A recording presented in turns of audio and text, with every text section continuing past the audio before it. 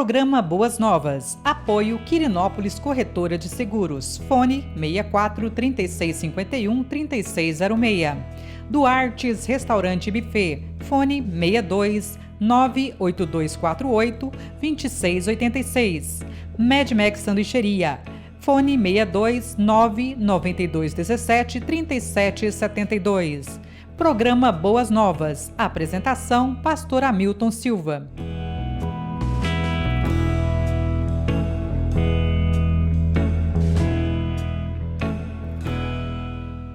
Olá, hoje no programa Boas Novas, mais um sorteio para você. Nosso destaque do programa de hoje é o nosso patrocinador Mad Max Sanduicheria. A Mad Max Sanduicheria fica localizado em Goiânia, no setor Jardim Europa, e prepara os melhores sanduíches da cidade. Eu sou testemunha e hoje iremos sortear 2 lanches, uma porção de batata média especial, uma Coca-Cola 2 litros e um creme.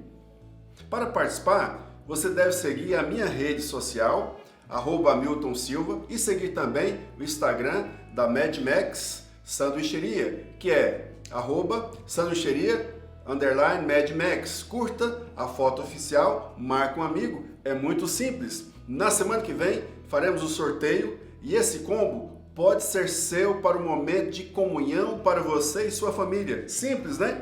Participe! Sanduicheria Mad Max. Telefone 992173772.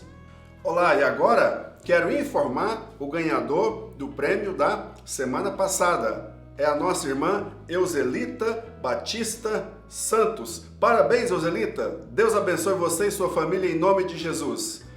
Até o próximo sorteio, queridos. Um abraço. Olá, graça e paz. Eu sou o pastor Hamilton Silva e você está no nosso programa Boas Novas pela Goiás é Mais TV. É um grande prazer, uma alegria receber você aqui todos os sábados. Muito obrigado pela sua interação com o nosso programa.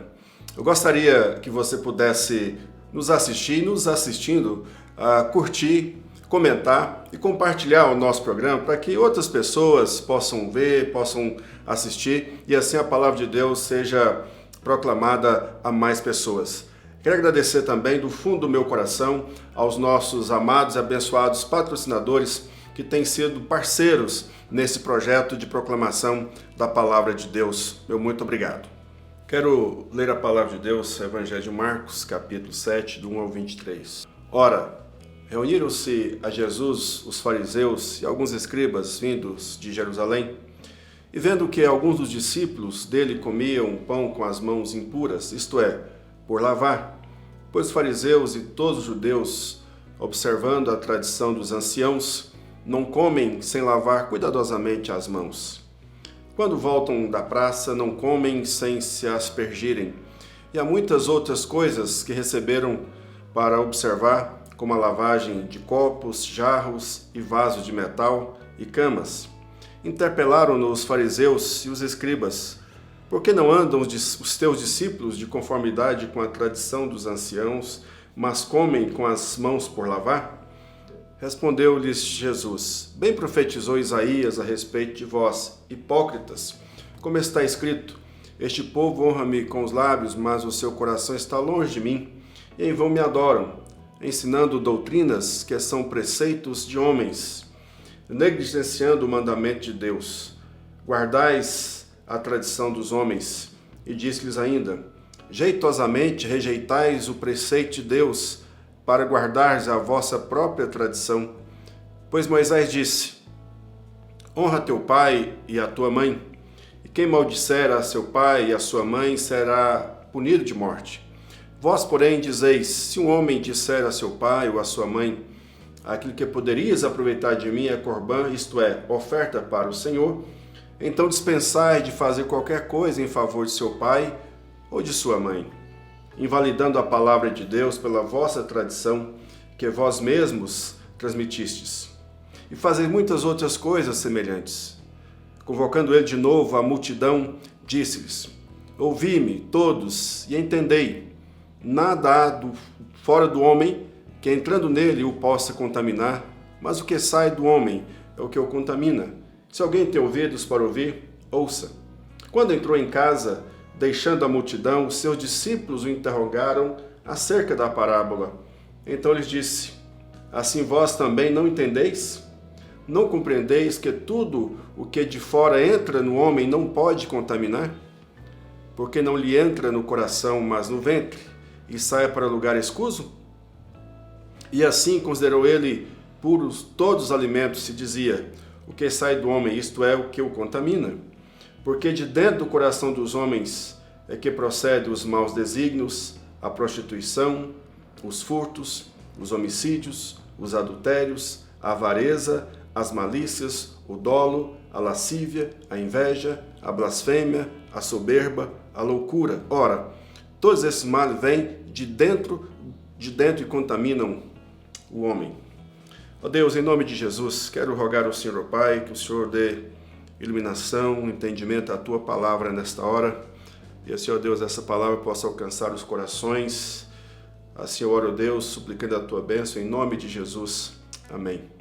Queridos, nós estamos vivendo tempos difíceis, onde nós nos deparamos, já profetizado por Jesus, por muitos que apareceriam nos últimos dias, muitos líderes, muitos aproveitadores, que dizendo-se conhecedores da palavra e até mesmo fazendo sinais, curas e maravilhas em nome de Jesus Cristo. Mas também nós, diante desse quadro, nós percebemos que muitos têm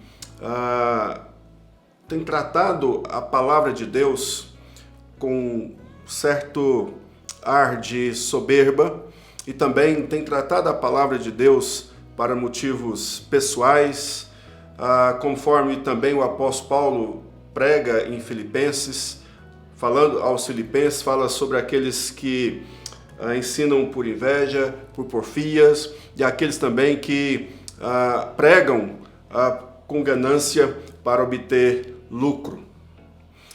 E o que a palavra de Deus diz para nós acerca desses assuntos? Por outro lado, também nós vivemos tempos em que as pessoas, muitos líderes, têm posicionamentos extremamente conservadores e seletivos na sua prática de vida cristã, e muitas vezes impondo sobre os seus membros, impondo sobre a Igreja de Jesus Cristo princípios ou valores que não estão arraigados, que não estão alicerçados nas Escrituras e na Palavra de Deus, e colocam fardos pesados sobre essas pessoas, os quais Jesus Cristo diz que essas pessoas não são capazes nem de com a mão mover uma palha. Mas o que esse texto nos ensina? Nesse momento, Jesus Cristo, após realizar o milagre da multiplicação dos pães, ele atravessa o mar da Galileia e no versículo de número 53 nos afirma que muitas pessoas, muitos enfermos continuavam vindo a ele e ele curava a todos. E aí demonstra claramente esse poderio de Jesus, e a fama de Jesus havia se alastrado e com certeza já chegara em Jerusalém. E no versículo 1 do capítulo 7, vem até Jesus Cristo, afluindo para Jesus alguns escribas e fariseus, vindo de Jerusalém para interpelar Jesus, para observar Jesus, para vigiar Jesus acerca daquilo que Jesus Cristo falava e ensinava. Quero compartilhar a palavra de Deus com os queridos com o tema característica dos falsos líderes religiosos.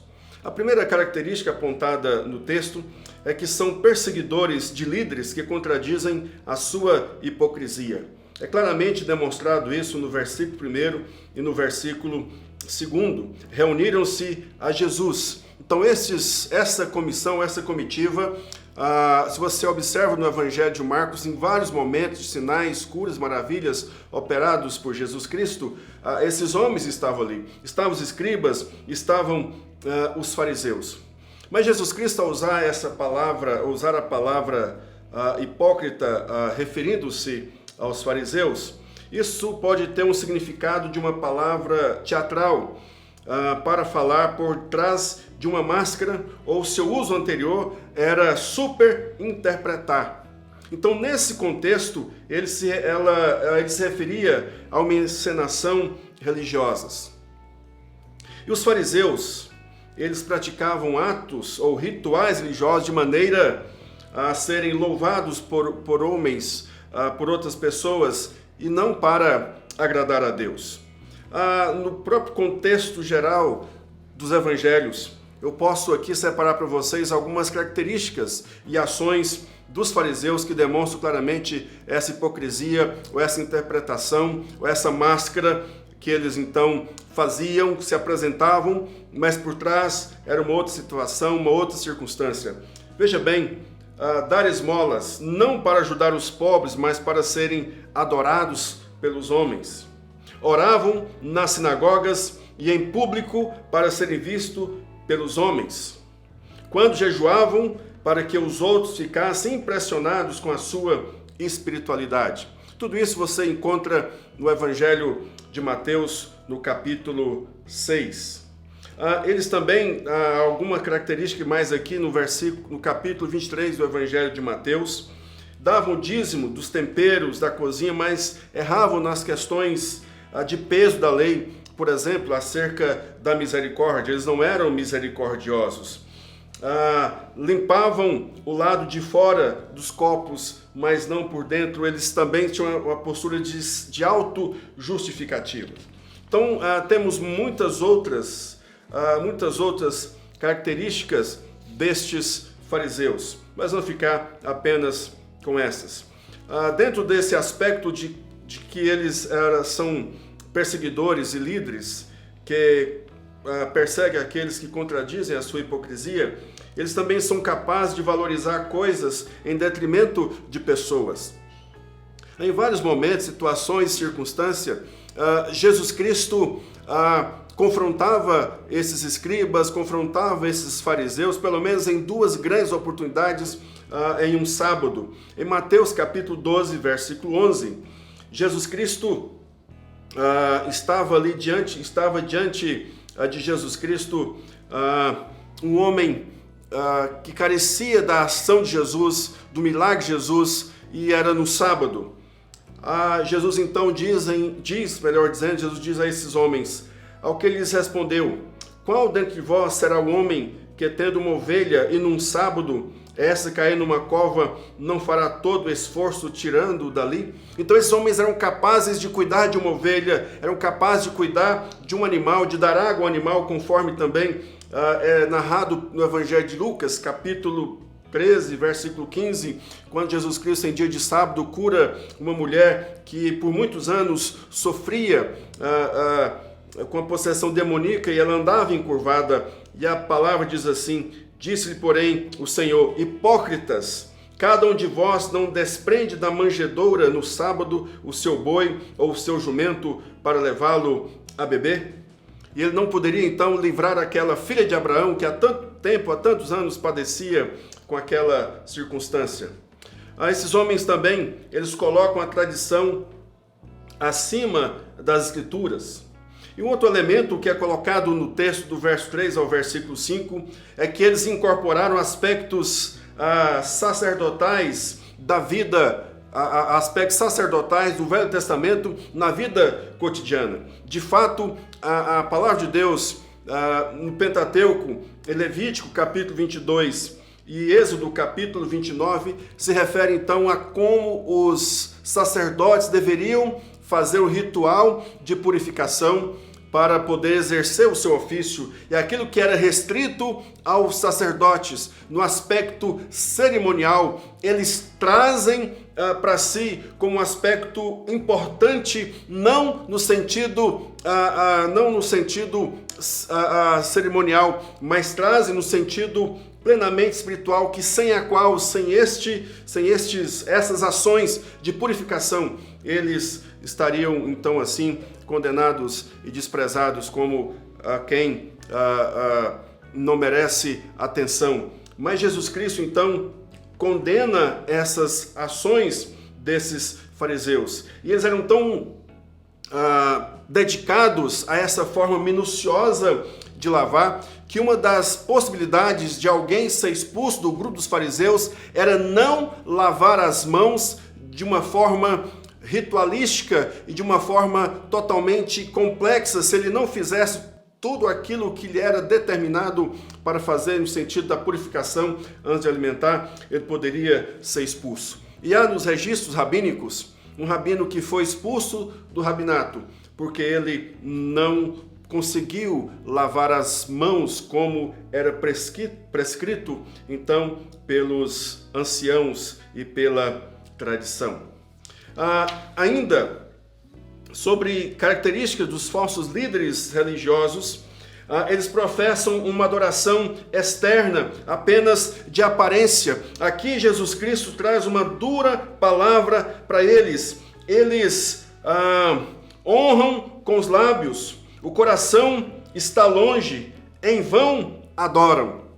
E aí Jesus Cristo, no contexto de Mateus, no capítulo 15, verso 13 e verso 14, Jesus traz, nesse mesmo relato, Jesus traz uma palavra mais dura. Ele, porém, respondeu: toda planta que meu Pai Celestial não plantou será arrancada. Deixai-os, são cegos, guias de cegos. Ora, se um cego guiar outro cego, cairão ambos no buraco. Então essas pessoas, eles são de uma adoração externa, de uma adoração superficial, não tem o coração rendido, não tem o coração dedicado, não tem o coração contrito, não tem o coração humilde. Eles são capazes de exercer julgamentos de outros, olhar para os outros, mas eles não conseguem olhar para si mesmo, para os seus pecados. Eles querem tirar o argueiro do olho do outro, mas não consegue tirar a trave dos seus próprios olhos. E isso é condenável diante da palavra de Deus. E Jesus Cristo diz isto, citando o profeta Isaías,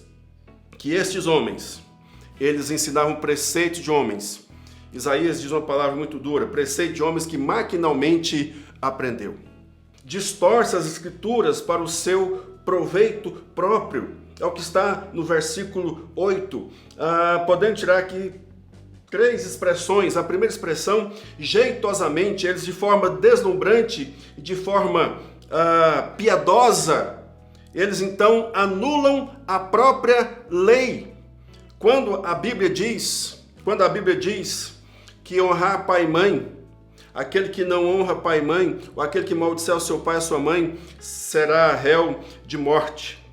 Mas aí, queridos, estes escribas e fariseus, eles achavam uma forma por meio do que havia ensinado a tradição, de que se eles chegassem diante do pai e diante da mãe e dissessem o seguinte: aquilo que vocês poderiam se aproveitar de mim é corbã ao Senhor, ou seja, eu ofereci ao Senhor, eu consagrei minha vida ao templo, eu consagrei minha vida a Deus, e nesse sentido eles queriam anular então este mandamento que dizia para honrar pai e mãe.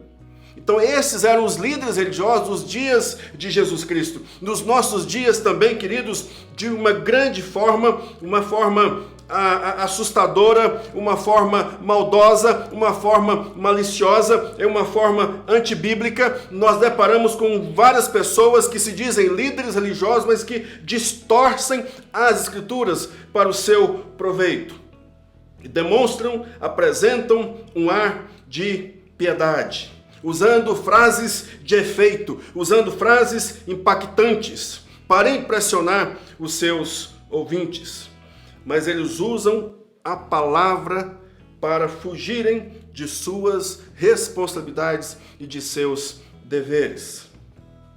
Mas, queridos, diante desse quadro triste e dramático de liderança ou de falsos líderes religiosos, com características que nós encontramos nos nossos dias, assim era também nos dias de Jesus, eu quero deixar para você, para concluirmos o nosso programa de hoje, 3 aplicações. A primeira aplicação é que somente as Escrituras são a regra de fé e prática.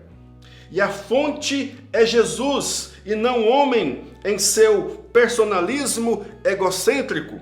Observe o versículo 14, Jesus Cristo traz para si, ele usa aqui no versículo 14, ele usa 2 expressões. Ouvi-me todos e entendei. Jesus está dando aqui uma palavra imperativa. Ele traz para si a autoridade de Filho de Deus, que trazia a encarnação da própria palavra, como o evangelista João apresenta Jesus. Ele é o Logos, ele é a palavra encarnada. Então ele traz para si essa autoridade, usando uma autoridade para que aquilo que ele disse ficasse registrado de uma vez por todas, naquela época e nessa época dos nossos dias, que a palavra, ela é aquela que dirime, é aquela que trata de todas as questões referente então a nossas ações, atitudes e princípios devem ser atrelados às Escrituras, atrelados à palavra de Deus. A fonte é Jesus, não é a religião em sua opressão, não é o falso moralismo, não é o liberalismo e o conservadorismo seletivo. Então, somente as Escrituras pode tratar de costumes, de usos, mas acima de tudo, de doutrinas que pode trazer ao coração do homem paz, alívio, que também pode confrontar o homem no seu pecado, o homem nas suas falhas, nos seus defeitos, mas de forma graciosa, de forma maravilhosa, para que aquele que ouve a palavra firme e dura de Deus seja curado, seja sarado, não seja espoliado, não se coloque sobre ele o medo, não se coloque sobre ele a opressão, para que de alguma maneira possa extrair daquele coração abatido, sofrido, oprimido, extrair dele benefícios. Mas, em segundo lugar, a interpretação das Escrituras não podem desconsiderar que os mandamentos se resumem em amar a Deus e ao próximo como a si mesmo. O grande desafio que nós temos nos nossos dias é olhar para os mandamentos no aspecto em que os primeiros mandamentos falam da nossa relação com Deus, da forma como que eu olho para Deus, da forma como que eu reconheço Deus, da forma como que eu me submeto diante de Deus. E aí, os demais mandamentos, a partir de honrar pai e mãe, diz respeito da minha relação com o próximo. E se eu digo que eu amo a Deus, mas não amo o próximo, se eu digo que eu amo a Deus, mas eu não cuido do meu próximo, se eu digo que amo a Deus, mas não tenho essa perspectiva de abençoar o próximo, que amor é esse?